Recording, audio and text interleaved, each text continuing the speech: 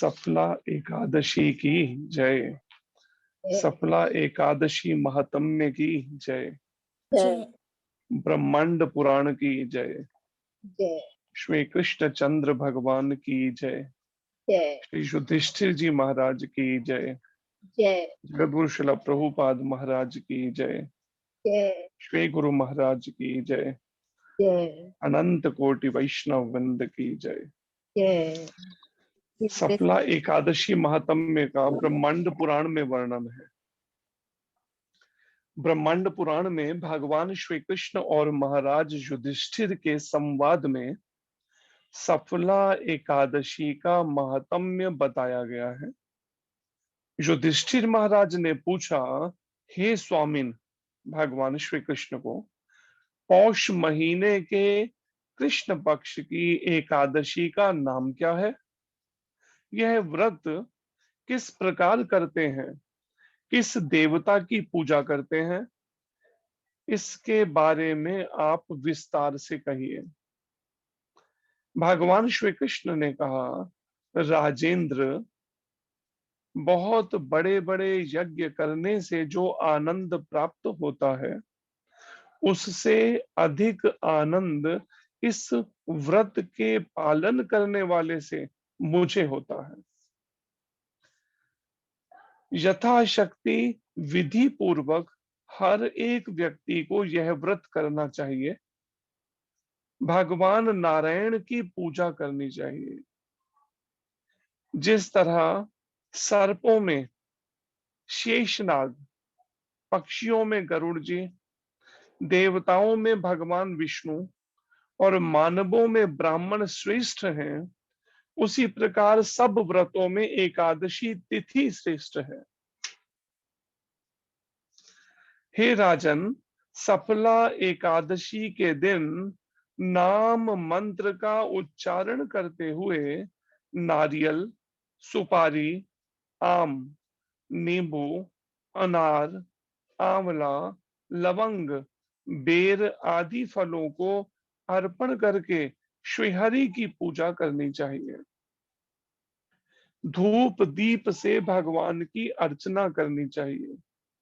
सफला एकादशी को विशेष करके दीप दान करने का विधान है। आज के दिन कोशिश कीजिए भगवान को संध्या काल में दीप दान, उनको दीपक जो है उनको अर्पण करना, उनको दिखाना भगवान को। रात को वैष्णवों के साथ भागवत कथा कीर्तन करते हुए जागरण करें। हजारों वर्षों की तपस्या से भी इस रात्रि के जागरण के फल की तुलना नहीं की जा सकती।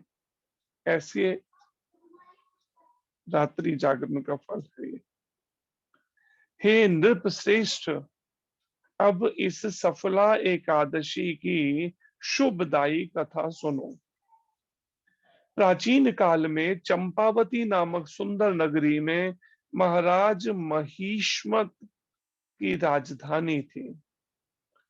उन्हें 5 पुत्र थे।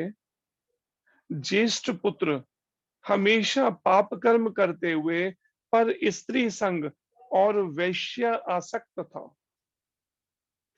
अपने पिता का धन पाप कर्मों में नष्ट किया उसने। वह दुराचारी ब्राह्मण वैष्णव देवताओं की निंदा करता था। उसके इन पाप कर्मों को देखकर राजा ने उसका नाम लुम्भक रखा। कुछ दिनों पश्चात पिता और दूसरे भाइयों ने उसे राज्य से निकाल दिया। लुम्भक गहन वन में चला गया। वन में रहते हुए लुम्भक यात्रियों को लूटने लगा। एक दिन नगर में चोरी करने लुम्भक गया तो सिपाहियों ने उसे पकड़ लिया। अपने पिता का नाम कहने पर सिपाहियों ने उसे छोड़ दिया। वह वापस वन में गया और मांस फलाहार पर जीवन निर्वाह करने लगा। वह दुष्ट प्राचीन बरगद पेड़ के नीचे विश्राम करता था। वह पेड़ अत्यंत प्राचीन होते हुए उस वन में उस वृक्ष को महान देवता माना जाता था। बहुत दिनों पश्चात संचित पुण्य प्रभाव से उसने एक दिन अनजाने एकादशी व्रत का पालन किया। उसे मालूम नहीं था एकादशी है, लेकिन अनजाने में उसने व्रत का पालन किया। उस दिन व्रत किया, और व्रत भी कैसा, जो वर्णन है, पौष महीने की कृष्ण पक्ष की दशमी को, एक दिन पहले से ही दशमी को लुम्भक वृक्ष के फल खाकर और वस्त्रहीन रहने से रात भर ठंडी में सो नहीं सका। लगभग वह बेहोश हो चुका था। सफला एकादशी के दिन भी वह बेहोश ही रहा। दोपहर में उसे होश आया। उठकर अथक प्रयास से चलते हुए भूख से व्याकुल वह गहन वन में गया। जब फलों के साथ वह लौटा, तब सूर्य अस्त हो रहा था। इसलिए उस फलों को वृक्ष के मूल में रखा और प्रार्थना की कि भगवान लक्ष्मीपति विष्णु इन फलों को स्वीकार करें। ऐसा कहकर लुम्भक उस रात भी नहीं सोया। इससे अनजाने में उसने व्रत पालन किया। उस समय आकाशवाणी हुई, हे राजकुमार, सफला एकादशी के फल के प्रसाद से तुम्हें राज्य और पुत्र प्राप्ति होगी। तब उसका मन परिवर्तन हुआ। उस समय से उसने अपनी बुद्धि भगवान विष्णु के भजन में लगाई। उसके बाद वह अपने पिताश्री के पास लौट गया। पिता ने उसे राज्य दिया। अनुरूप राजकन्या के साथ विवाह करके बहुत वर्षों तक उत्तम राज्य करता रहा। भगवान विष्णु के वरदान से उसे मनोज नामक पुत्र की प्राप्ति हुई। मनोज जब राज्य संभालने योग्य हुआ, तब लुम्भक ने आसक्ति रहित होकर राज्य त्याग दिया और भगवान श्री कृष्ण के शरणागत हो गया। इस प्रकार से सफला एकादशी के व्रत के प्रभाव से इस जन्म में उसे सुख प्राप्त हुआ, साथ ही मृत्यु पश्चात मोक्ष की भी प्राप्ति हुई, अर्थात जन्म जन्म मृत्यु के चक्र से भी छूट गया। सफला एकादशी के पालन से तथा महिमा सुनने से मनुष्य को राजसूय यज्ञ की प्राप्ति होती है। तो ये आज की एकादशी का महात्म्य है। सफला एकादशी महात्म्य की जय। सफला एकादशी की जय। श्री कृष्ण चंद्र भगवान की जय। जय श्री युधिष्ठिर जी महाराज की जय। जय जगद्गुरु श्रील प्रभुपाद महाराज की जय। श्री गुरु महाराज की जय। जय। तो आशा है सभी ने एकादशी का व्रत किया होगा, आप में से रखा हो आज क्या। एकादशी को अन्न नहीं लेना चाहिए, इसलिए पहले तो शास्त्र कहता है हो सके तो निर्जला रहे। निर्जला नहीं रह सकता तो पानी पी के रहे। अगर पानी पी के भी उससे मुश्किल है रहना, तो फिर फलाहार लेकर रहे, लेकिन अन्न तो किसी हालत में नहीं रहे। चावल है, गेहूं है, दालें हैं और इस तरह के ये चीजें नहीं। तो व्रत का आटा भी आता है, कुट्टू का आटा, उसका कुछ ले सकते हैं, या व्रत का। तो एकादशी का व्रत करने से बहुत जल्दी हम भगवान की भक्ति प्राप्त कर सकते हैं, भगवान श्री कृष्ण की। तो श्रीमद् भगवद गीता यथारूप का दूसरा अध्याय है। इस अध्याय का शीर्षक है गीता का सार और श्लोक संख्या है 71। तो सभी मेरे पीछे दोहराइए। ओम नमो भगवते वासुदेवाय।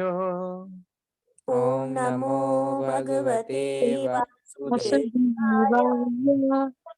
ओम नमो भगवते वासुदेवाय। ओम नमो भगवते वासुदेवाय। ओम नमो भगवते वासुदेवाय। ओम नमो भगवते वासुदेवाय। भगवान श्री कृष्ण की वाणी भगवत गीता की जय। श्री कृष्ण चंद्र भगवान की जय। तथा अर्जुन जी महाराज की जय। जगत श्री प्रभुपाद महाराज की जय। श्री गुरु महाराज की जय। अनंत कोटि वैष्णव वृंद की जय।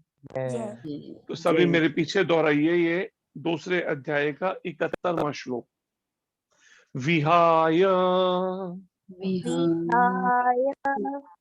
छोड़कर छोड़कर कामान कामन इंद्रिय तृप्ति की भौतिक इच्छाएं इंद्रिय की भौतिक यह जो जो सर्वान समस्त पुमान पुरुष चरति रहता है निस्पृह इच्छा रहित निर्मम ममता रहित निरअहंकार अहंकार शून्य सह वह शांति पूर्ण शांति को अधिगच्छति प्राप्त होता है। विहाय कामान्यः सर्वान्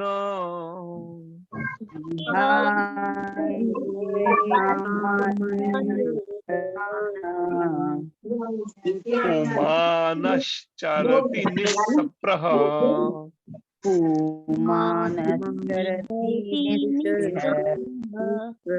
निर्ममो निरअहंकारः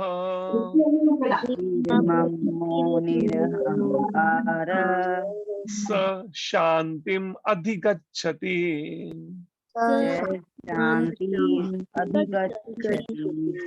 विहाय कामान्यः सर्वान्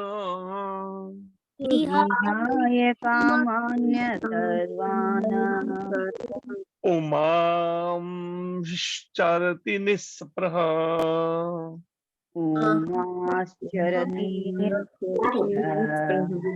निर्ममो निरअहंकारः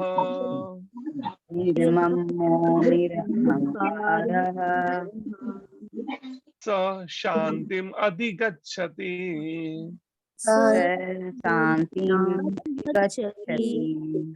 विहाय कामान्यः सर्वान्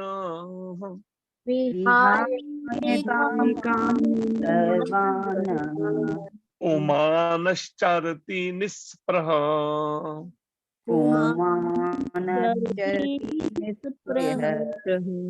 निर्ममो निरअहंकारः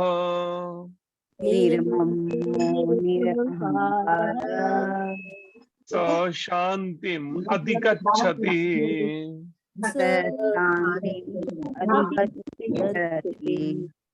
पढ़िए आप में से कोई भक्त।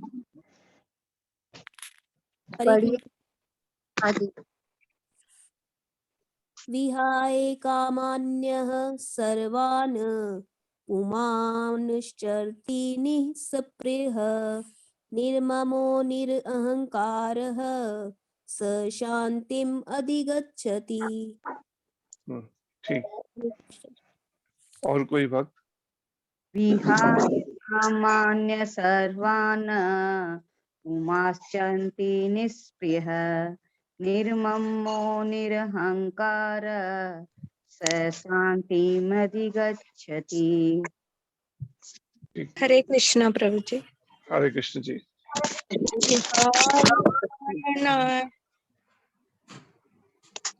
विहाय कामनाय सर्वान् पुमां शचरति निष्प्रह निर्ममो निरंकारः स शांतिम अधिगच्छति। हरे कृष्ण। ठीक, हरे कृष्ण। और कोई भक्त पढ़ना चाहते? हरे कृष्णा। हरे कृष्ण जी। विहाय कामान या सर्वान् पुमान् चरति निःस्पृहा निर्ममा निराकार सा शान्तिमधिगच्छति। हरे कृष्णा। ठीक, हरे कृष्ण। और कोई भक्त? हरे कृष्णा।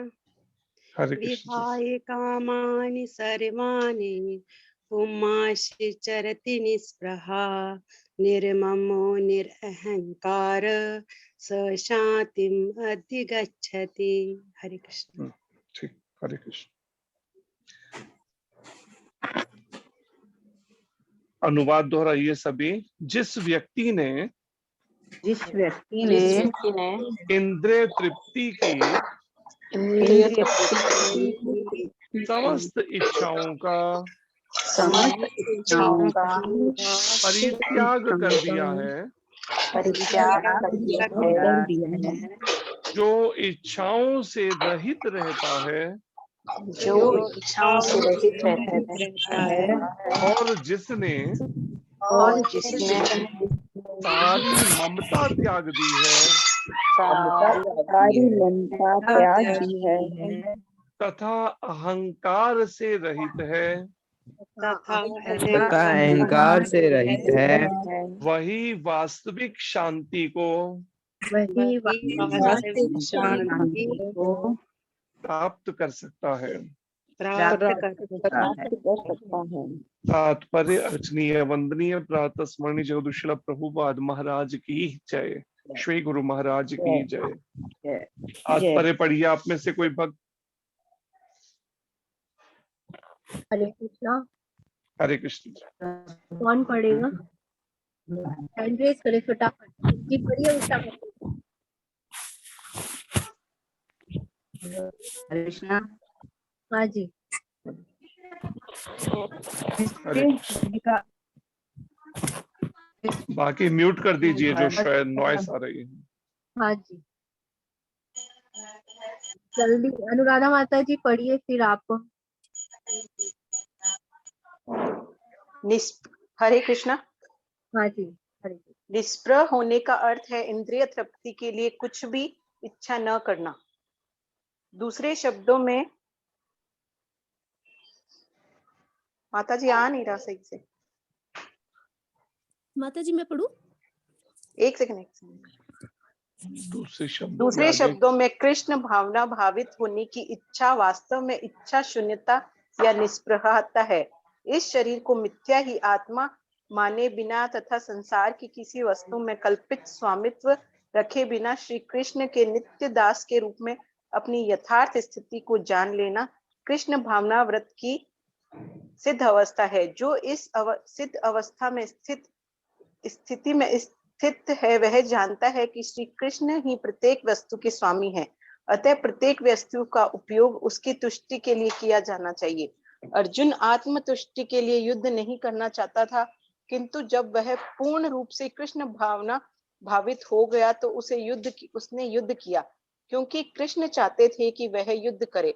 उसे अपने लिए युद्ध करने की इच्छा न थी, किंतु वही अर्जुन कृष्ण के लिए अपनी शक्ति भर लड़ा।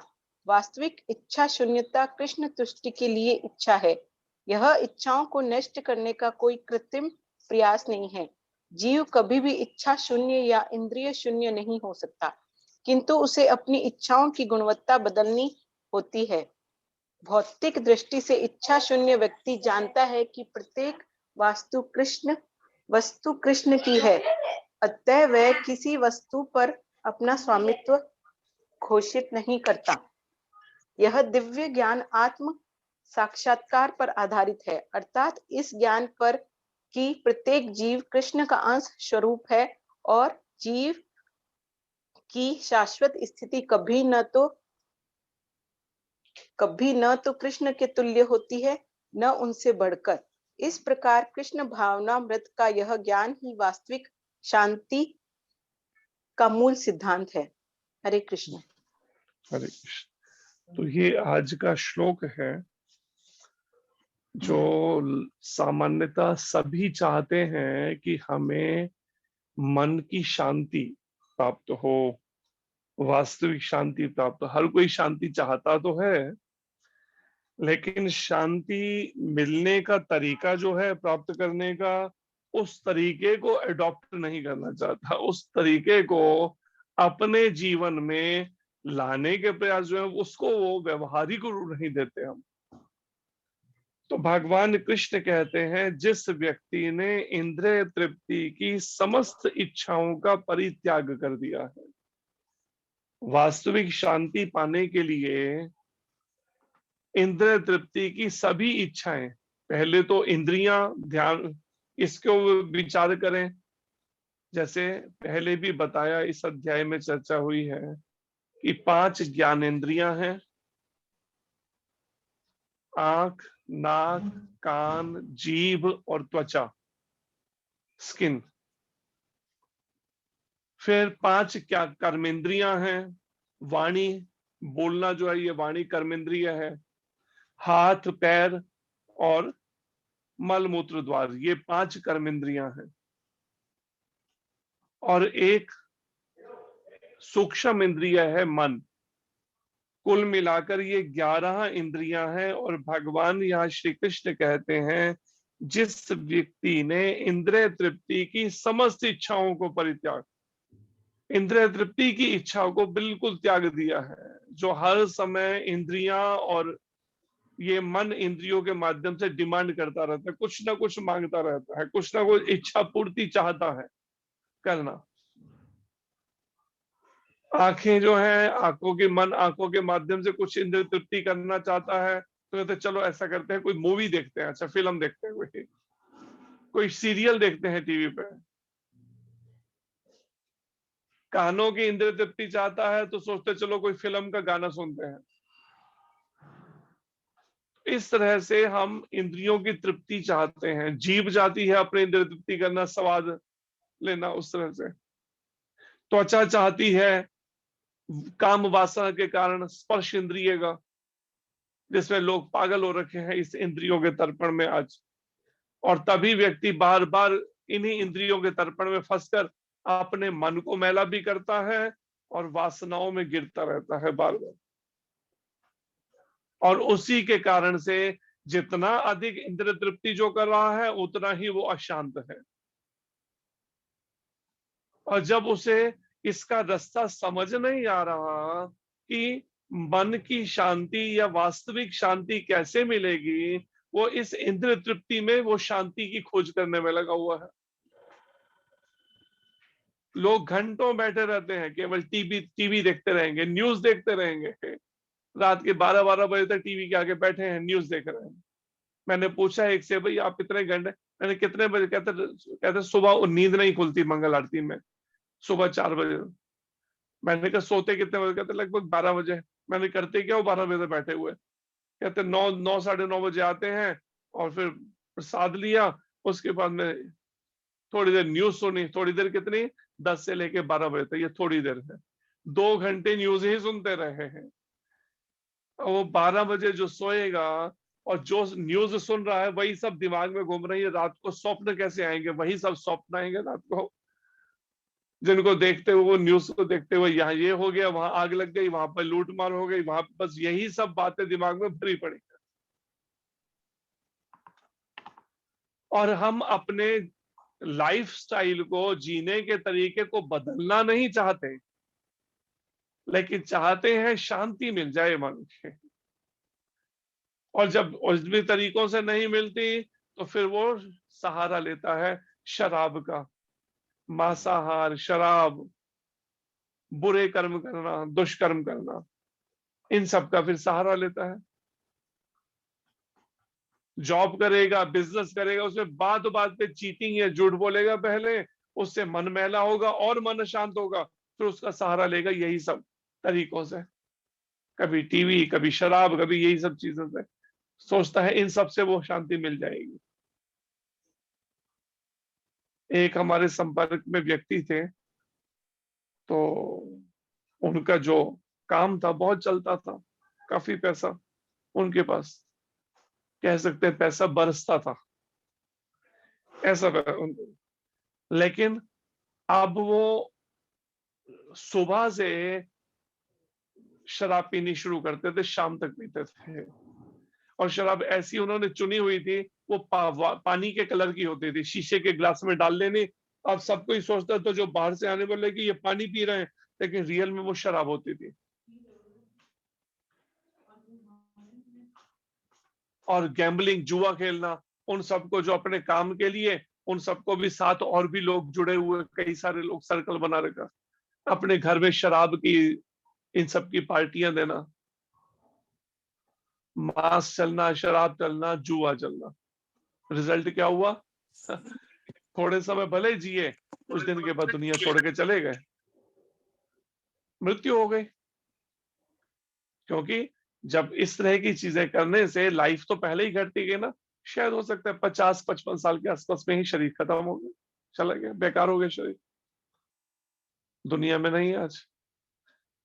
तो भगवान ने अवसर दिया, कलयुग में कम से कम 100 वर्ष उम्र है, चलो 100 एवरेज नहीं, कहीं 80 ये कहीं, लेकिन वो समय से पहले ही इतने कर्म कमा लिए। और फिर उस कर्मों पे पर्दा डालने के लिए क्या करना? हर साल माता का जगराता करना। अब वो माता का जगराता करने से माता भी कितनी देर तक बचाएगी, वैष्णो माता। अब वो माता का जगराता करना, साल भर ये सब कर्म करना। लेकिन जिसे कहते हैं ना कि गुरु महाराज एक पंक्तियों में, छिप नहीं सकते पाप तुम्हारे ए मूर्ख इंसान, कि सब कुछ देख रहा भगवान। महाराज जी एक बार वहां से निकल रहे तो हमने कहा महाराज जरा इनसे आपको भेंट मिलवाते हैं, तो उनको बुलवा के भेंट करवाई। और महाराज को हमने पहले बांध दिया, खबरदार आज के बाद शराब पी तो। उस समय तो हाँ हाँ कर दिया हूँ, लेकिन कहाँ छोड़ी होगी, जैसे लत पड़ी हुई थी, आदत पड़ी थी। और सर्कल भी वैसा ही, फ्रेंड सर्कल सब शराबी और कबाबियों का फ्रेंड सर्कल था, वही सब साथी थे उनके। तो इस बात का विचार करना चाहिए, आज जो हम कर्म कर रहे हैं, कल इसका भुगतान भी भरना पड़ेगा, समय से पहले दुनिया छोड़कर जाना पड़ जाएगा। और जवाबदारी आगे जो होगी वो अलग से है, ये नहीं कि हाँ समय से पहले चले गए तो बस हो गए छुटकारा, ना, इतने में छुटकारा नहीं है। एक चिकन खाया, एक बार आप चिकन बनिए, कर्म बराबर। एक बार आपने अंडा खाया, एक बार आप अंडा बनिए, कोई आपको खाएगा तब कर्म। इस तरह से कर्म का हिसाब होता है। और यहाँ पर भगवान श्री कृष्ण कहते हैं अर्जुन को, समस्त इच्छाओं का परित्याग। इच्छाओं का मतलब, अब मन का तो स्वभाव ही है इच्छा करना, लेकिन भगवान यहाँ कह रहे इच्छाओं का ही त्याग कर दो तो क्या हो सकेगा? प्रभुपाद जी तात्पर्य में समझा रहे हैं आगे, इच्छाओं को तो खत्म नहीं किया जा सकता मन से, क्योंकि मन का स्वभाव है वो, लेकिन इतना जरूर है, इच्छाओं को भगवान कृष्ण से जोड़कर भगवान कृष्ण की ओर मोड़ा जा सकता है। भगवान कृष्ण की सेवा के लिए, भगवान कृष्ण की भक्ति के लिए, भगवान कृष्ण की प्रसन्नता के लिए, उनके उसके लिए इच्छाएं करना। जिसे गुरु महाराज कहते हैं, आशा एक राम जी से दूजी आशा छोड़ दे, नाता एक राम जी से दूजे नाते तोड़ दे। तो एक आशा हो, केवल इच्छा, आशा या इच्छा, केवल कृष्ण प्रेम प्राप्त करना है मुझे, बस कैसे भी भगवत प्रेम प्राप्त करना है, ये भावना, ये लगन हो मन में। तो तब एक बार हायर टेस्ट जिसे कहते हैं लग गया ना, किसी को ऊंचा स्वाद लग गया, तो फिर वो लोअर टेस्ट से ध्यान उसका हट जाएगा इन सब विषय वासनाओं से। लेकिन जब तक भगवान का प्रेम या भगवान के कृष्ण के भक्ति का, जब तक उसका रस उसे नहीं पता चला, तब तक भोगों में ही मन लगा रहे। लेकिन टेस्ट तब पता चलेगा जब हम भक्तों की संगति में रहेंगे, जब हम भगवान के बारे में श्रवण करेंगे, सुनेंगे। अब हम भगवान के बारे में भी ना सुने, नाम जप भी ना करें, भक्ति भी नहीं करें, भक्तों की संगति में भी नहीं रहे, और कहें कि हमारे हृदय में भाव जाग जाए, भक्ति जाग जाए, या मन हट जाए विषयों से, ऐसे अपने आप से नहीं हटने वाला। इसलिए नवदा भक्ति का प्रथम अंग ही है श्रवणम, दूसरा है कीर्तनम, श्रवण करना, कीर्तन किसका? श्रवणम कीर्तनम विष्णु, भगवान विष्णु, भगवान कृष्ण का श्रवण कीर्तन। भगवान कृष्ण कहते हैं जो इच्छाओं से रहित रहता है और जिसने सारी ममता त्याग दी है, जो मोह ममता है संसार के प्रति, भोगों के प्रति, परिवार के प्रति, धन के प्रति, या किसी भी शरीर और शरीर से संबंधित वस्तुओं के प्रति, व्यक्तियों के प्रति, यहां तक शरीर के प्रति सबसे प्रबल है ये। परिवार भी बाद में, पहले शरीर के प्रति है मोह, आ सकती है। इसी कारण से हम पूरे दिन भर 24 घंटे शरीर की सेवा में लगे हुए हैं। समय समय पर शरीर का कितना ध्यान रखने की कोशिश करते हैं, इसके कैसे लगन से सेवा चल रही है शरीर की। और भगवान कहते हैं जिसने सारी ममता त्याग दी है तथा अहंकार से रहित है, और जिसके मन में बिल्कुल भी अहंकार, अहंकार का मतलब क्या है? देहात्म बुद्धि, शरीर से को आत्मा मानने की जो सोच है, शरीर को मैं मानकर सोच जो रखना है, ये अहंकार है, मिथ्या अहंकार कहलाता है। वास्तव में हम हैं तो जीवात्मा, लेकिन अपने को क्या मानते हैं? मैं पुरुष हूं, मैं स्त्री हूं, मैं ब्राह्मण हूं, मैं क्षत्रिय वैश्य हूं, मैं ब्रह्मचारी हूं, मैं गृहस्थी हूं, मैं सन्यासी हूं। ये जो क्या है? ये देहात्म बुद्धि, शरीर से अपनी पहचान करना है। और परिणाम भगवान कहते हैं जो अहंकार से रहित है वही वास्तविक शांति को प्राप्त, जो अपने आत्म स्वरूप में स्थित है। इस बात को अच्छे से उसे स्मरण है, मैं जीवात्मा हूं और परमात्मा श्री कृष्ण का अंश हूं मैं। प्रभुपाद जी कहते हैं निस्सप्रह, निस्सप्रह का मतलब क्या होता है? इंद्रिय तृप्ति के लिए कुछ भी इच्छा ना करना, इसे निस्सप्रह कहते हैं। ऐसे व्यर्थ में भगवान से हटकर जितनी भी सांसारिक भोगों के प्रति मन का जाना है, ये सब सप्रह है, वासना है ये। और निष्प्रह है इंद्रिय तृप्ति की इच्छा ना करना, कुछ भी इच्छा ना करना। दूसरे शब्दों में कृष्ण भावना भावित होने की इच्छा वास्तव में इच्छा शून्यता या निष्प्रता है।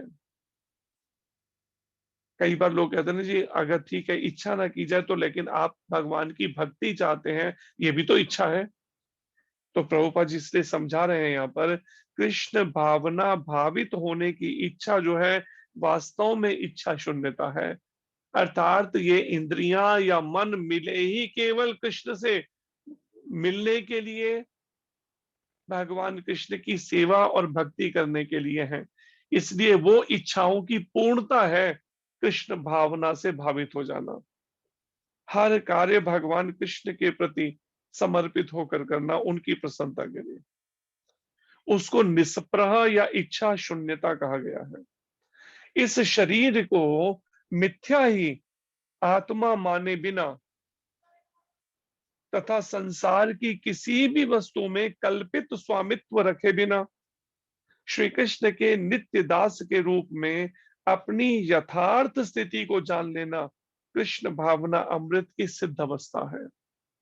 फिर प्रभुपाद जी कहते हैं एक पहला कि इस शरीर को मिथ्या ही आत्मा माने बिना, कि इस शरीर को आत्मा मानना ये सोचना हो कि हर समय शरीर का ही जो चिंतन क्यों है, केवल शरीर के प्रति मान अपमान शरीर का बहुत लगता है कई लोगों को। थोड़ा सा भी अपमान हो जाए शरीर का तो बस रोम रोम जलने लगता है। इतने हो जब तक बदला नहीं ले लेंगे तब तक मन शांत नहीं होगा। अब माला भी घुमाएंगे, माला भी नहीं चल पा रही है, माला होना मुश्किल हो गया। क्यों? अंदर से मन जल रहा है इस बात को लेके, बदले की भावना में, ईर्ष्या से। क्यों? क्योंकि अपनी वास्तविक पहचान शरीर से मान रखी है। मैं स्त्री हूं, मैं पुरुष हूं, इसने मेरी इंसल्ट कर दी, इसने मेरे को अपशब्द कह दिए, इसने मुझे ऐसा कहा, इसने मुझे वैसा कहा। लेकिन प्रभुपाद जी कहते हैं वास्तव में हम शरीर नहीं आत्मा है, इस सोच में पक्का होना दे। 24 घंटे ये स्मृति बनी रहे, वो तभी संभव है जब हम बार बार इस बात को श्रवण के द्वारा, सुनने के द्वारा, अध्ययन के द्वारा, व्यवहारों में इसको ध्यान में रखें हम, कि मैं शरीर नहीं हूं, मैं जीवात्मा हूं।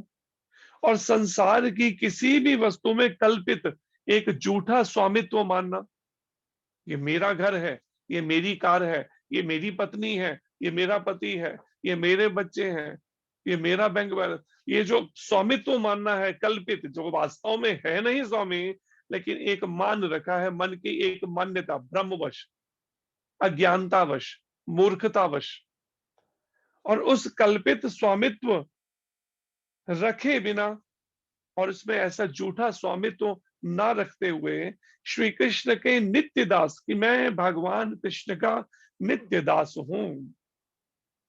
जीवेर स्वरूप है कृष्णेर नित्य दास, मैं भगवान श्री कृष्ण का नित्य दास हूं, मैं राधा रानी की नित्य दासी हूं।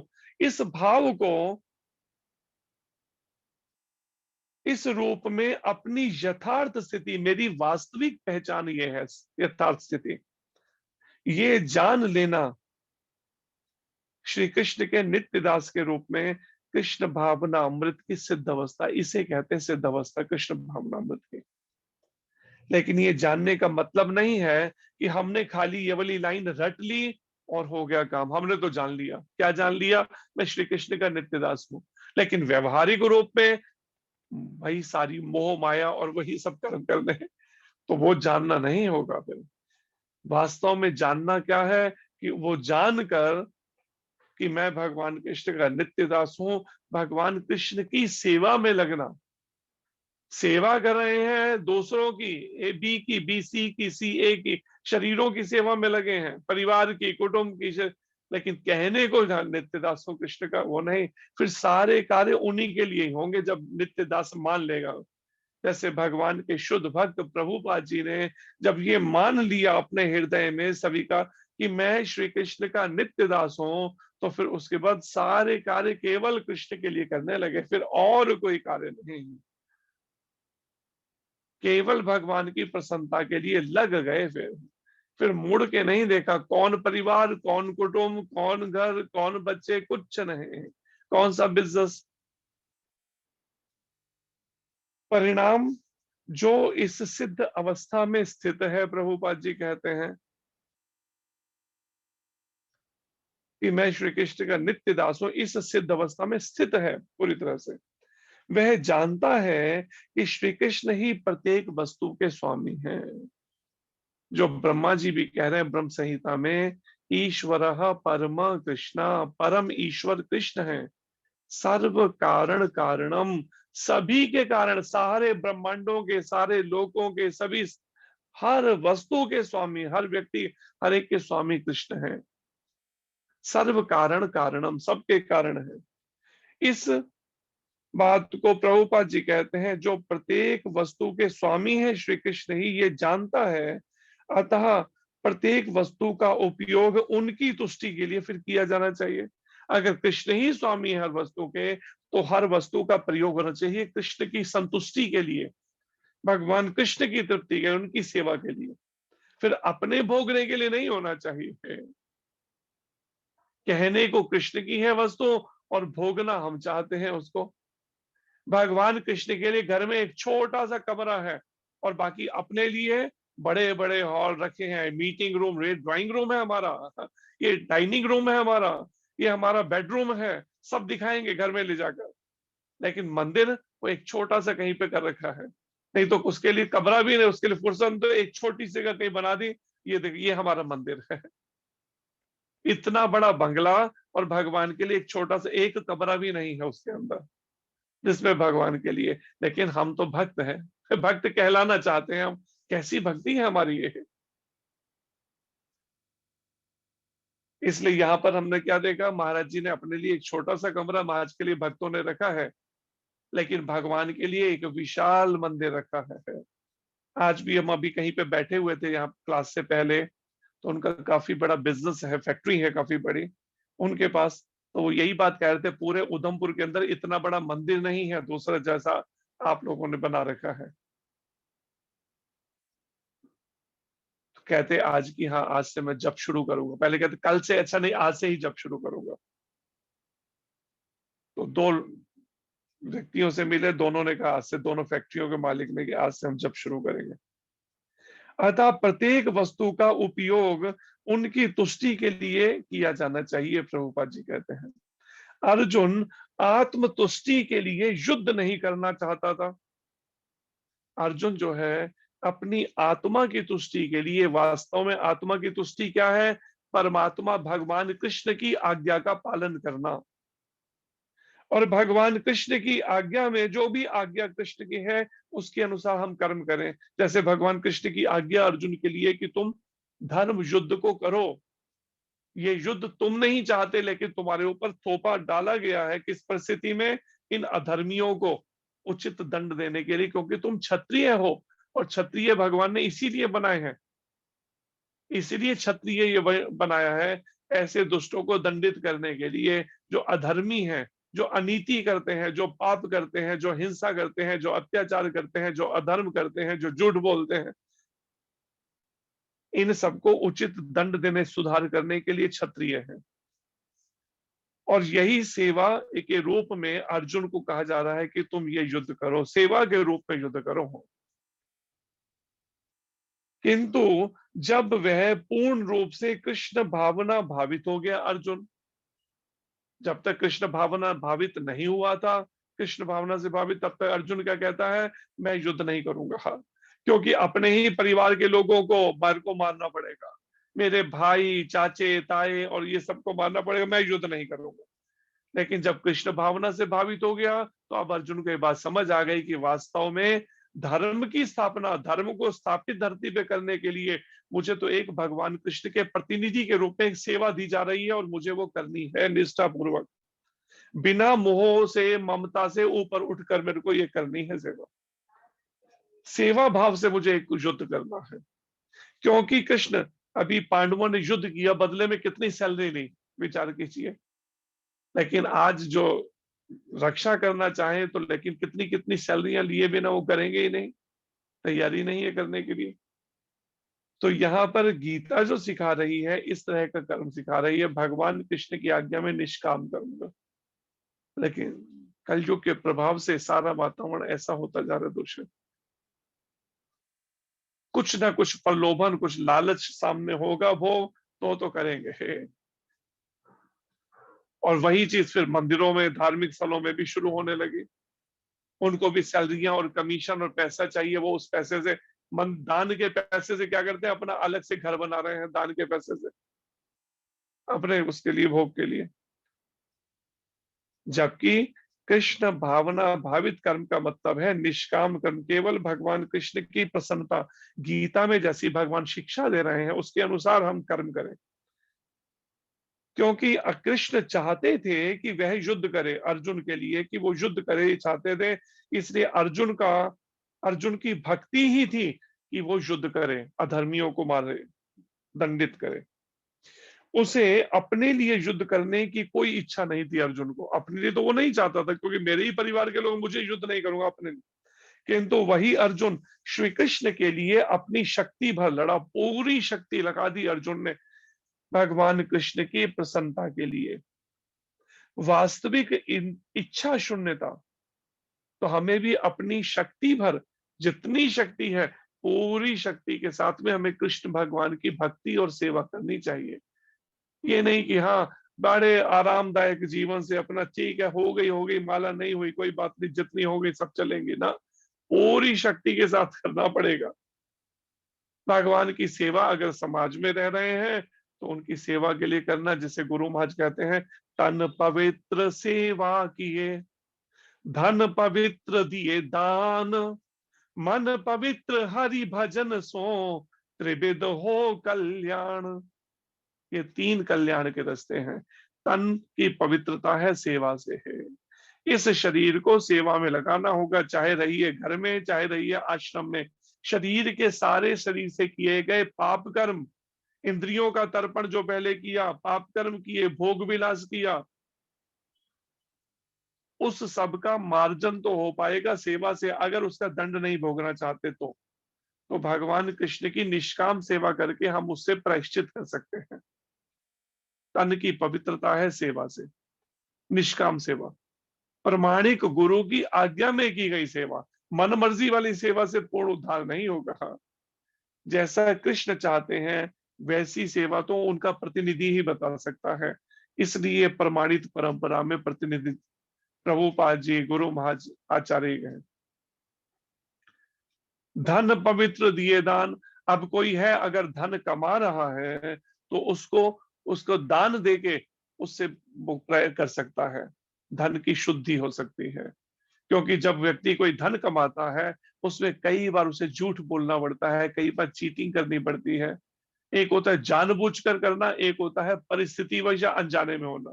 जानबूझकर तो करना नहीं चाहिए, लेकिन अनजाने में या परिस्थितिवश जो हमसे कर्म हो रहे हैं उसके मार्जन के लिए हमें धन पवित्र दिए दान, उसमें भगवान को शेयर देना चाहिए, उनके सेवा में लगाकर, उनके प्रचार में लगाकर। भगवत गीता के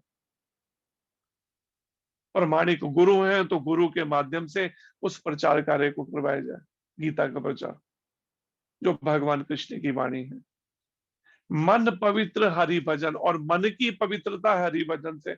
जो भी मन में बुरे विचार भर गए, जो मन विषय वासनाओं से, भोग की इच्छा से नहीं हट रहा, उसको नाम जप के द्वारा, नाम जप बढ़ाकर ऊंचे स्वर से हरि कृष्ण कृष्ण कृष्ण हरे हरे, हरे राम राम राम हरे हरे, हरे कृष्ण, पूरी लगन के साथ केवल नाम जप करना। अगर 16 माला से नहीं मन ठीक हो पा रहा तो माला बढ़ा देना। जैसे डॉक्टर है ना, जब कोई मरीज ठीक नहीं हो पा रहा तो उसकी दवाई की डोज बढ़ाता है उसके। अगर एक गोली ले रहा है दिन में 2 बार, अच्छा ऐसा करो दिन में 3 बार लो एक गोली। अभी अच्छा दिन में 2 गोली 3 बार लो, उसे डोज बढ़ा देता है। तो इस तरीके से उसको मन पवित्र हरि भजन सो, मन शुद्ध होगा, हरि भजन नाम जब बढ़ाना पड़ेगा। बाकी कार्यों से, व्यवहारों से कैसे भी करके समय निकाल के नाम जब बढ़ाना पड़े। क्योंकि क्यों निकालना होगा? क्योंकि मन शुद्ध नहीं हो पा रहा उतने सब कार्यों से जितना हम कर रहे हैं प्रतिदिन दिनचर्या में। तो ये 3 तरीके गुरु महाराज कहते हैं कल्याण के हैं। प्रभुपाद जी कहते हैं वास्तविक इच्छा शून्यता है, कृष्ण की तुष्टि के लिए इच्छा है कि केवल भगवान कृष्ण की संतुष्टि, कृष्ण भगवान के गीता में बताई शिक्षाओं के अनुसार अपना जीवन ढालना, यह है इच्छा शून्यता। उसमें अपनी इच्छा इंद्रिय तृप्ति की नहीं है। यह इच्छाओं को नष्ट करने का कोई कृत्रिम प्रयास नहीं है, कि यह कोई कृत्रिम बनावटी कोई तरीका नहीं है इच्छाओं को नष्ट करने का। अर्थात इच्छाओं को कृष्ण की ओर मोड़ा जाए, कृष्ण तुष्टि के लिए इच्छा की जाए। जीव कभी भी इच्छा शून्य या इंद्रिय शून्य नहीं हो सकता। जैसे पहले बताया था मन का स्वभाव है इच्छा करना, तो इच्छा शून्य कभी भी नहीं हो सकता, प्रभुपाद जी कहते हैं। और इंद्रियां जब शरीर में हैं, आंख नाक कान जीवा त्वचा हाथ पैर वाणी, तो आप इंद्रिय शून्य नहीं हो सकते कि हाँ इंद्रिय शून्य हो जाए, इंद्रियां ही ना रहे, ऐसा नहीं हो सकता। जब तक जीवन है, जब तक शरीर है, तो इंद्रियां तो रहेंगी, और इंद्रियां रहेंगी, लेकिन इंद्रियों के साथ इच्छाएं भी रहेंगी। किंतु उसे अपनी इच्छाओं की गुणवत्ता बदलनी होगी। इच्छाएं जो हैं इस संसार से हटाकर कृष्ण की ओर मोड़ना होगा इच्छाओं को, यह है गुणवत्ता बदलना। इंद्रियों को भी और इच्छाओं को भी कृष्ण भगवान की प्रसन्नता के लिए लगाना, 24 घंटे की ये अभ्यास करना। अगर कोई घर में रह के ये अभ्यास कर सकता है तो बहुत अच्छी बात है। अगर घर में अनुकूल वातावरण उसे नहीं लगता तो उसे चाहिए गुरु चरणों में आकर इसका प्रैक्टिस करे। मुख्य बात है अनुकूल वातावरण में ही वो संभव हो सकता है।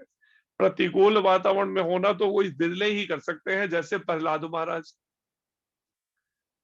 पूरी तरह से परिस्थिति विपरीत है, लेकिन उस विपरीत परिस्थिति में भी 5 साल के बालक प्रहलाद महाराज विचलित नहीं होते। कितने प्रयास कर लिए हैं, हमारे साथ तो कुछ भी नहीं जीवन में। जो प्रहलाद जी के जीवन में अगर आप देखें, उनकी जीवनी भागवतम में वर्णन है, श्रीमद् भागवत में क्या क्या दुर्व्यवहार हो रहे हैं। जान से मारने का प्रयास किया जा रहा है, हत्या कर देने का। और प्रयास करने वाला कौन है? अपना खुद का पिता हत्या करना चाहता है। चट्टान से फिकवा देना, सांपों की कोठरी में डलवा देना, जेल में भूखे प्यासे रखना, उनको खौलते हुए तेल के कढ़ाई के अंदर फेंक देना। क्या क्या नहीं किया उनके साथ में। जहर दे देना, पॉइजन। और जहर देने के लिए भी किसको भेजा जा रहा है? उनकी माता को, प्रहलाद जी की माता के हाथ से जहर भेजा जा रहा है, भोजन में मिलाकर मारने के लिए। सोचिए कैसी कैसी परीक्षा परिस्थितियां प्रहलाद महाराज के साथ। इसलिए कि वो कहते हैं ना एक शब्द, जाको राखे साइया मार सके ना कोई, राखे कृष्ण मारे के। अगर भगवान कृष्ण किसी की रक्षा करना चाहे तो उसे कोई फिर मार नहीं सकता सृष्टि में है। लेकिन कृष्ण उसी की रक्षा करते हैं जो कृष्ण भावना भावित कर्मों में पूरी तरह से लग जाए। कोई भी मन मर्जी नहीं चलेगी। जब तक हमारा मन शुद्ध नहीं है, मन से बात नहीं माननी होगी, तब तक हमें गुरुमुख होकर चलना पड़ेगा। क्योंकि हमारा मन शुद्ध नहीं है, हम मन के अनुसार चलेंगे, हमें लगेगा नहीं परमात्मा मेरे अंदर प्रेरणा कर। परमात्मा प्रेरणा तो क्या कर रहे हैं? वो मैला मन बैठा हुआ अंदर प्रेरणा करने के लिए है। और हम मन की बात पे चल रहे हैं और क्या कह रहे हैं? परमात्मा, मुझे तो परमात्मा चलाते हैं। आम लोगों को भ्रम है ये, अपने उसी मिथ्या अहंकार में, देहात बुद्धि में जी रहे हैं। कोई बात करो अगर समझाने की, तो कहेंगे हमें तो परमात्मा ईश्वर प्रेरणा देता है अंदर से, हमें तो प्रेरणा सर देता है। कैसे प्रेरणा देता है देखें, कितने ऐसे हैं। हमारे पास अभी फोन आया कल ही, तो परमात्मा प्रेरणा कैसी देता है? वो कहते हैं कि वो हार्ट अटैक हुआ और शरीर छूट गया। तो हम भ्रम में जी रहे हैं और समझना नहीं चाह रहे। इतने, या तो इतने पुण्य संचित नहीं है, उतनी समझ नहीं है, पूर्व के इतने पाप कर्म है। और अगर जिनको समझ लग रही है, अवसर मिल रहा है, और फिर वो व्यवहारिक रूप में प्रैक्टिकल नहीं करना चाह रहे, केवल अपने एक, जिसे कह सकते हैं, एक सोफेस्टिकेटेड लाइफ को जीने का, एक कंफर्ट जोन से निकलना नहीं चाहते, सुख सुविधापूर्ण जीवन से। उस सुख सुविधापूर्ण जीवन में ही सोचते हैं बस भक्ति भी पूरी हो जाए। जिसे कह सकते हैं एक हाथ में भोग हो और एक हाथ में योग हो, लड्डू भी खाना है और साथ में भगवत प्राप्ति भी करनी है। तो भोग अगर करेंगे तो परिणाम में कृष्ण नहीं मिलेंगे, और कृष्ण को पाना है तो भोग का त्याग करना पड़ेगा, गुरु महाराज कहते हैं। और प्रभुपाद जी यहां पर कहते हैं कि यह दिव्य ज्ञान भौतिक दृष्टि से इच्छा शून्य व्यक्ति जानता है। जो भौतिक दृष्टि से बिल्कुल इच्छा शून्य है ना, वो जानता है कि प्रत्येक वस्तु कृष्ण की है। ईशावास्यम इदम सर्वम,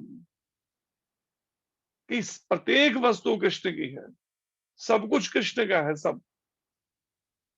अतः वह किसी वस्तु पर अपना स्वामित्व घोषित नहीं करता, किसी भी वस्तु पे स्वामित्व घोषित नहीं करता अपना।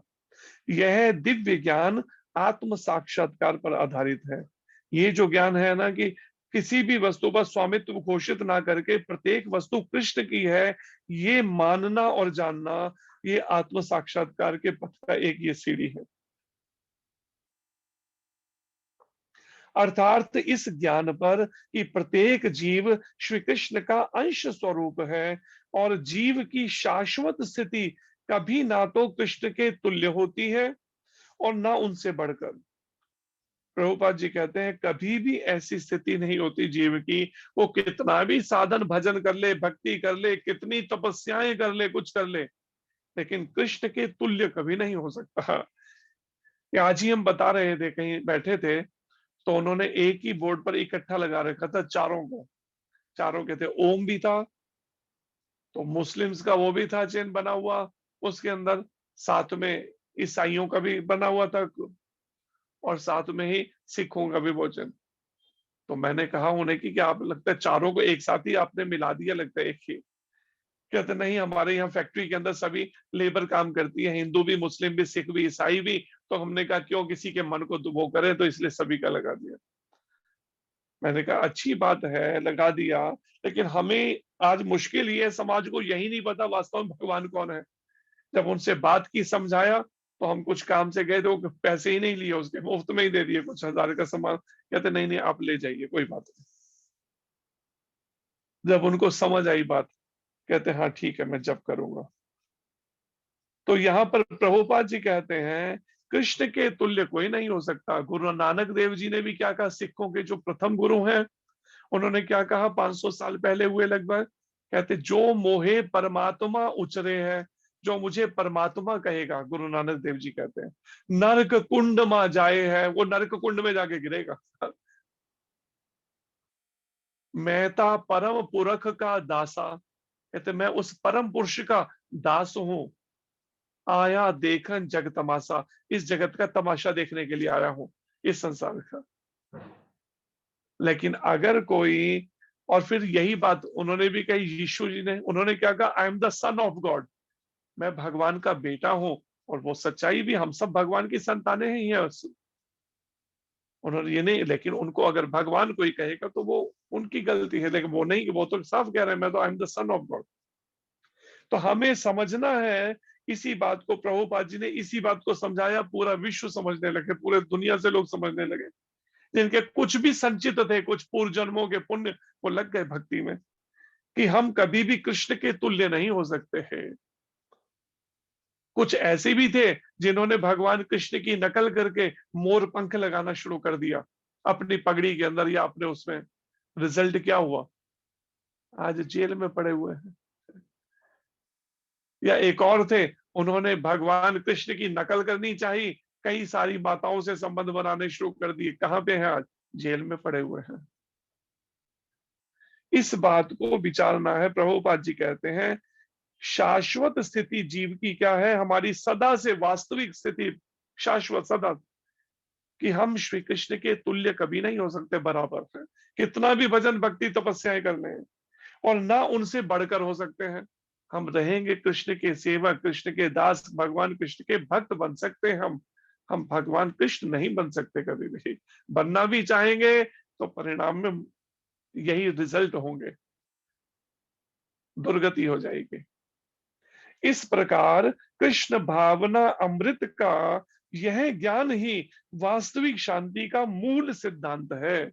आप विचार कर लीजिए, जो जो चाहते हैं ना मेरे को वास्तविक शांति मिले, बहुत मन अशांत है, भजन नहीं हो पा रहा, वास्तविक शांति का ये मूल सिद्धांत है कृष्ण भावना अमृत का ये ज्ञान। क्या ज्ञान, ना मैं कृष्ण के तुल्य हूं ना उनसे बढ़कर, मैं कौन हूं, जीवेर स्वरूप है कृष्ण नित्य दास, मैं भगवान का निष्ठ दास हूं। केवल दास कहना नहीं है, फिर 24 घंटे के सारे कार्य मनसा वाचा कर्मणा, मन वाणी कर्म से केवल कृष्ण के लिए ही इच्छाएं, कृष्ण के लिए ही सब विचार मन के, कृष्ण की सेवा के लिए, वाणी से कृष्ण की ही चर्चा, कृष्ण का नाम केवल उच्चारण, हरे कृष्ण कृष्ण कृष्ण हरे हरे, हरे राम राम राम हरे हरे, और सारे कार्यकलाप केवल कृष्ण के लिए। ये मूल सिद्धांत है वास्तविक शांति का। हरे कृष्णा। धन्यवाद आप सबका। कोई प्रश्न हो तो कर सकते हैं आप में से।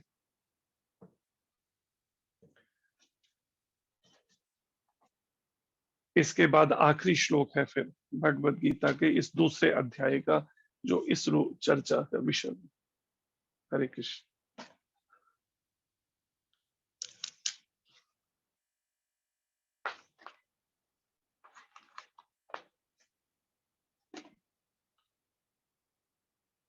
कोई प्रश्न नहीं है ना?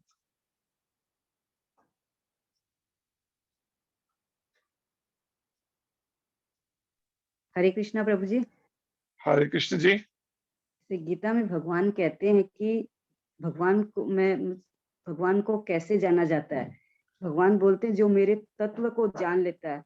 वैसे तत्व है क्या, तत्व से हम कैसे जान सकते हैं भगवान को, और भगवान में प्रेम कैसे उत्पन्न हो, ये जानना चाहती हूँ। भगवान का तत्व क्या है? भगवत तत्व से जो जानना है, जैसे 18वें अध्याय का 55वां श्लोक भी है भगवत गीता का, जिसमें भगवान कृष्ण कहते हैं, भक्त्या माम अभिजानाति यावन जस चास्मि तत्वतः। तो भक्त्या माम अभिजानाति, केवल भक्त ही मुझे जान सकता है। यावन जस चास्मि तत्व से जान सकता है। वास्तव में वो तत्व क्या है? तत्व जो ब्रह्मा जी बता रहे हैं, जो अभी एक श्लोक में ब्रह्म संहिता का जो श्लोक है, ईश्वरः परमा कृष्णा, परम ईश्वर कृष्ण है। और सब देवी देवता हो सकते हैं जिनको अलग अलग डिपार्टमेंट दिए हो, लेकिन परम ईश्वर तो कृष्ण है। ब्रह्मा जी ये बात कह रहे हैं और किसी का नाम नहीं कह रहे। ईश्वरः परमा कृष्णा, ये ब्रह्म संहिता का श्लोक है। सच्चिदानंद विग्रह, उनका विग्रह, उनका रूप है, वो निराकार नहीं है। ये जो निराकारवादिता का जो कीड़ा घुसा हुआ है दिमाग में लोगों के कि बस ईश्वर का कोई रूप नहीं होता, जिनमें ये सोच गलत है उनकी। उनका रूप भी है। और रूप कैसा है? आप और हमारी तरह का नश्वर शरीर ना होके सच्चिदानंद, सच्चिदानंद में 3 शब्द, सत्य चित्त और आनंद। विग्रह, विग्रह है, रूप है, जो सत्य सदा रहने वाला शाश्वत शरीर है उनका। वो शरीर कभी नष्ट नहीं होता। शाश्वत शरीर भगवान कृष्ण का, जो उनका द्विभुज रूप है। मुरली मनोहर श्याम सुंदर जो है, गोलोक वृंदावन धाम में नित्य लीला वास करते हैं। चिद, ज्ञान से परिपूर्ण है। उनको ज्ञान प्राप्त करने के लिए कहीं आवश्यकता नहीं है। आनंद से परिपूर्ण है, पूर्ण आनंद है। उन्हें राधा रानी की भी आवश्यकता नहीं है, किसी की आवश्यकता नहीं है। लेकिन राधा जी उन्हीं का ही वो है, एक तरह से उन्हीं का ही स्वरूप है, या उन्हीं की जो दिव्य वो शक्ति है, योग माया, उन्हीं से ही प्रकट है राधा रानी, उनसे अलग नहीं है कोई। जब भगवान वही आनंद लेना चाहते हैं तो अपनी आनंद देने वाली जो शक्ति है उसी को ही राधा जी के रूप में प्रकट करते हैं। तो सच्चिदानंद, कई बार राधा रानी और भगवान कृष्ण के व्यवहारों को कोई अगर सोचते हैं अपने मैले मन से, लेकिन राधा रानी उनसे अलग नहीं है। वो उन्हीं का ही, उनके आनंद स्वरूप जो है वही आनंद ने रूप ले रखा है। उनके आह्लादनी शक्ति ने वो रूप धारण किया हुआ है राधा जी का। लेकिन जब आवश्यकता पड़ी तो चैतन्य महाप्रभु के साथ पुरुष के रूप में भी आई है वही आह्लादनी शक्ति, गदाधर पंडित के रूप में। अनादिर आदिर गोविंद, और वो गोविंद हैं जो अनादिर, जिनका कोई शुरुआत नहीं है। जब सब ब्रह्मांड सृष्टियां नहीं थी तो भी गोविंद थे, जब सृष्टियां हैं तो भी गोविंद है, जब ये सारी सृष्टियों में प्रलय, महाप्रलय हो जाएगी, सब नष्ट हो जाएंगे, तो भी गोविंद रहेंगे। अनादिर आदिर, वो सभी की आदि शुरुआत है, उनकी शुरुआत कोई नहीं है। अनादिर आदिर गोविंद, वो गोविंद है। सर्व कारण कारणम, सभी के कारण है। लेकिन मेरी सोच क्या है? मेरे कारण तो मेरे माता पिता है। मेरा पति है, मेरे माता पिता है। मेरा तो माता पिता से, अब माता पिता के प्रति तो मेरा आदर होना ही चाहिए ना, क्योंकि माता पिता ने मेरे को जन्म दिया है। यहाँ पे क्या हो, सोच आ गई ना, कि मेरे को वो सोच अभी तक नहीं आई है कि वास्तव में कृष्ण सबके कारण है। हम कह रहे हैं, पढ़ रहे हैं, सुन रहे हैं, बोल रहे हैं, लेकिन मन में क्या सोचता है व्यक्ति? फिर भी सोचता है मेरे कारण तो माता पिता ही है। जबकि माता पिता क्या है?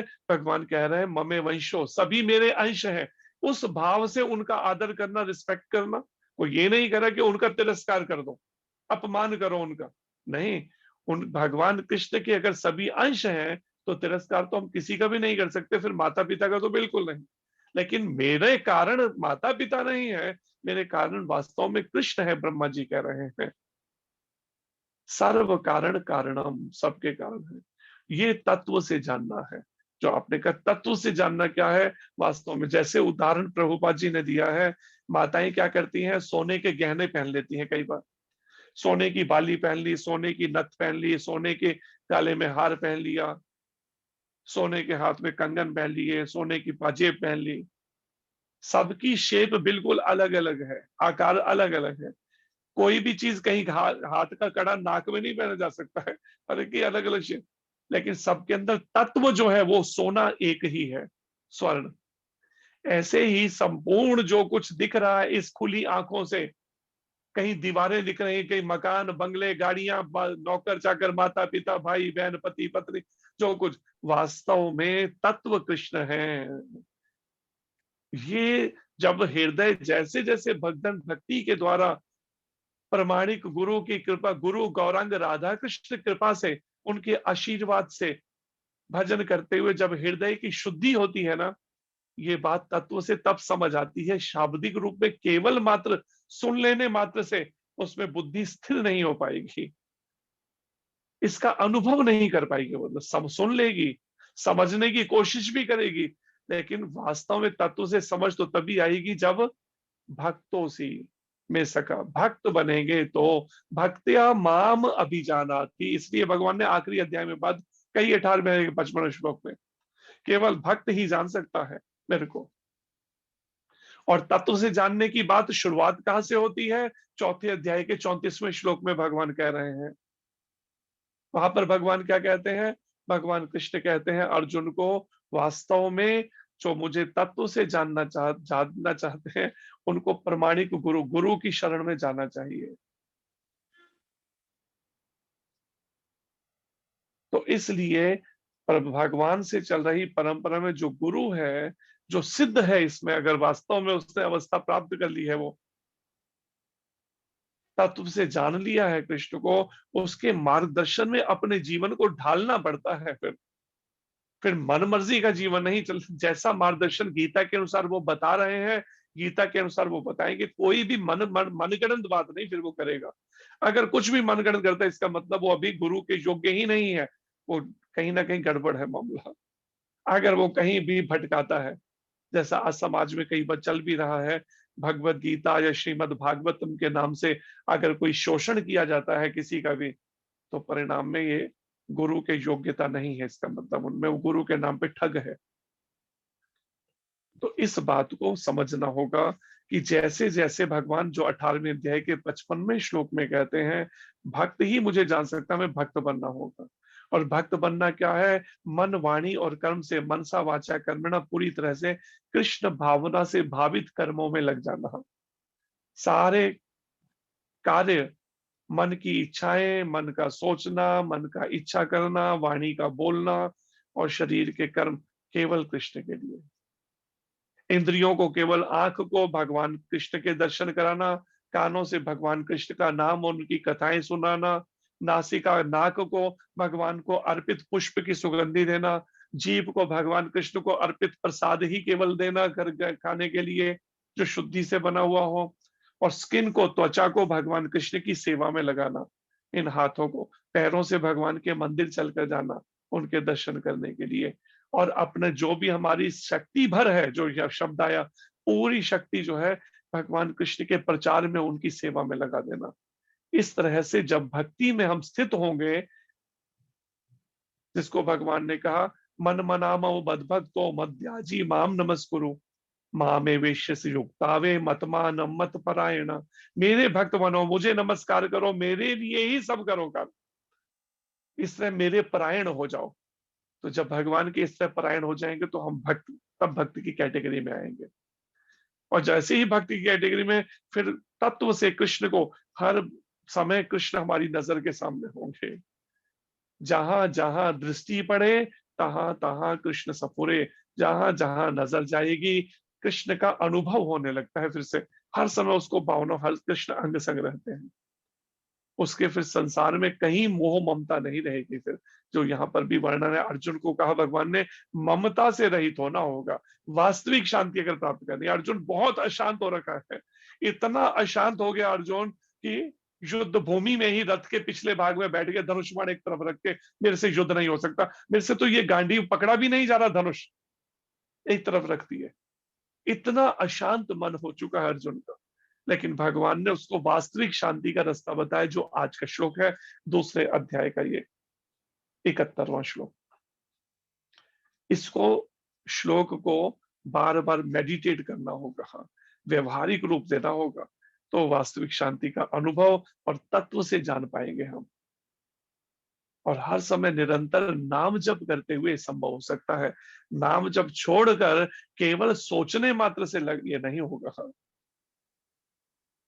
साधक के जैसे शरीर में श्वास चल रहे हैं, सांस रोक दिए जाए तो उसी समय मृत्यु हो जाएगी, फिर शरीर और अधिक जीवित नहीं रह पाएगा।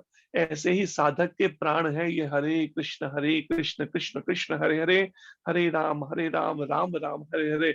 महामंत्र का जप छोड़कर उसके फिर आध्यात्मिक जीवन नहीं रहेगा। और ये महामंत्र का जप कोई हमारी संस्था नहीं बता रही, स्वयं भगवान कृष्ण बता रहे हैं।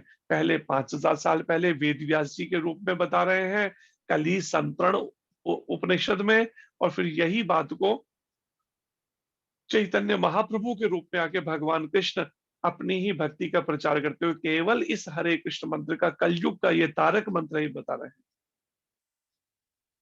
तो ये अभ्यास करना होगा, निरंतर नाम जप और कीर्तन करते हुए जो भी कार्य कर रहे हैं मंत्र बंद ना हो।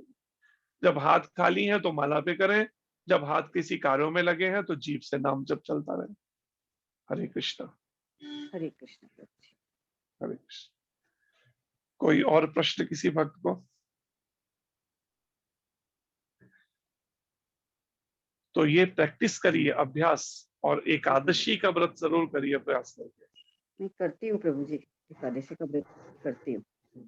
अच्छी बात है। आपका बहुत बहुत धन्यवाद प्रभु जी, और सभी की ओर सब प्रभु जी का धन्यवाद करने के लिए हरि बोल हरे कृष्ण महामंत्र का उच्चारण करेंगे। हरे कृष्णा कृष्णा हरे हरे, हरे राम राम राम हरे हरे, हरि बोल। हरे कृष्ण। हरि बोल। धन्यवाद। जैसे कि हरे कृष्ण। जैसे का हरे नाम कृष्ण प्रभु। दंडवत प्रणाम प्रभु जी। हरे कृष्णा। हरे कृष्ण जी। दंडवत प्रणाम हरे प्रभु जी, दर्शन हरे प्रणाम कृष्ण। प्रभु जी। हरे कृष्ण। हरे कृष्णा, दंडवत प्रणाम। हरे कृष्ण। हरे कृष्णा। हरे हरे कृष्ण। कृष्णा प्रभु हरे जी। कृष्ण। हरे कृष्ण जी। कोई पूछ नहीं रहा। हरे मीटिंग कृष्ण कर दूं प्रभु जी? जी। हरे कृष्ण। हरे हरे कृष्ण। कृष्णा प्रभु जी। हरे कृष्ण।